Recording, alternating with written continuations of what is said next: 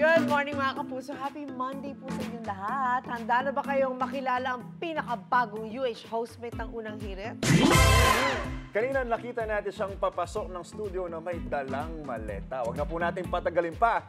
Hostmate, reveal na.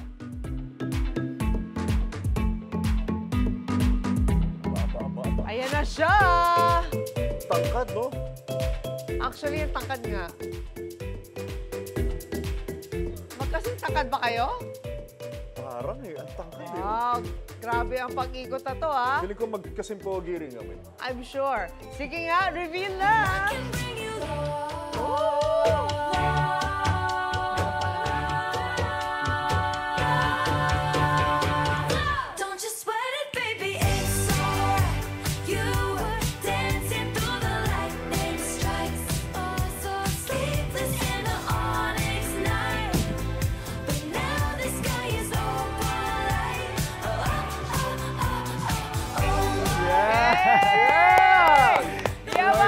Ang pinakabagong UH hostmate, Sparkle artist, Alan Ansay! Alan, come here, brother.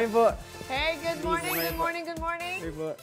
Brother, good morning, bro. Mga matatangkad, nagsama, oo nga. Uy, Alan, batiin mo muna yung mga solid UH viewers natin. Ayan, hello sa lahat ng mga kapuso natin. Magandang umaga po sa inyong lahat. And gusto ko rin batiin lahat ng mga kapamilya ko dyan sa Bicol na nanonood ngayon. Maray na aga sa Idongga, boss. Maray na aga. Maray na aga. Uy, kamusta? Kamusta ka? Okay naman po. Sobrang excited po na na-invite ako dito sa Unang Hirit at co-host po ngayon. Yeah! Anong feeling na ikaw yung newest hostmate sa Una? I know you're excited, but meron bang takot ng konti? Nervyos? Or nakaka-relax ka naman ng konti? Kasi kilala mo na kami. Actually, ano po, sobrang gaan nga po ng pakiramdam ko kasi talagang lahat po kayo, yung pag-welcome nyo sa akin, talagang parang ang gaan lang, ang saya lang. Tsaka nakilala ka na kasi namin, naka-guest ka na rito before. Ngayon, Yes, guest hostmate na. Iba na yun. So, grabe energy ni Alan, di ba? And Alan, we're very excited to have you here. At syempre, sa mga task na gagawin mo. Pero Alan, again. Take two. Pati na yung solid UH viewers natin dahil may dala ang maleta kanina. Oo nga. Ano bang laman nun? Pera Alan? ba? May pupuntahan ba tayo? Nako, ito po, huwag po kayong magugulat ha. Dahil first day ko ngayon sa Unang Hirit as hostmate, meron po akong hatid na limpak-limpak na sorpresa. What does that mean?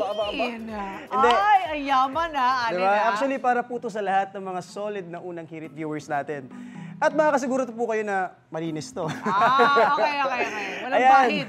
Kung gusto niyo pong magkaroon ng limpak na sorpresa, kailangan niyo lang pong gawin ay simple lang. Mag-selfie kayo habang nanonood kayo ng Unang Hirit. At i-post nyo lamang yan sa Facebook page ng Unang Hirit at mag-comment kayo kung anong gagawin nyo sa limpak-limpak na pera.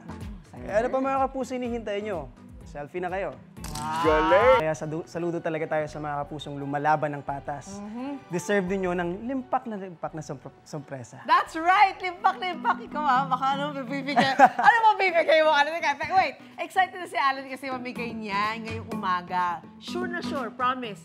Malinis ito, di ba? Yes po, malinis talaga at talagang solid to kasi para sa mga viewers natin to na nag-comment ngayon. Ito na si Mia Mara. Kapag siya raw ay nagkaroon ng maraming pera, bibili siya ng maraming ham sa Pasko. I love it! Para ipamigay sa kanyang pamilya. Uy, that's good ha. Marami tayong mga, di ba, kamag-anak dyan na I'm sure matutuwa na binigyan natin sila ng ham. At ito naman si Emma De Lara na nakatutok sa Unang Hirit gamit ang cellphone. Baharaw kasi sa kanila at inabot ang kanilang TV. Kaya kung may limpak-limpak sa lapisya, papalitan niya yung TV niya. Di ba? Why not? Grabe, baha pa talaga. Nakapag-selfie pa siya. Hayaan niyo pong bigyan ko kayo ng konting ngiti ngayong umaga. Meron kayong tig 1,000 pesos. Wow! I love it! Give me more money. Okay, Give me more pa. Oh. Kaya tutok lang sa Unang Hirit para mas maraming sorpresa. Always maraming sorpresa lagi yung Unang Hirit. Ikaw, hindi ka pa nakasubscribe sa GMA Public Affairs YouTube channel? Bakit?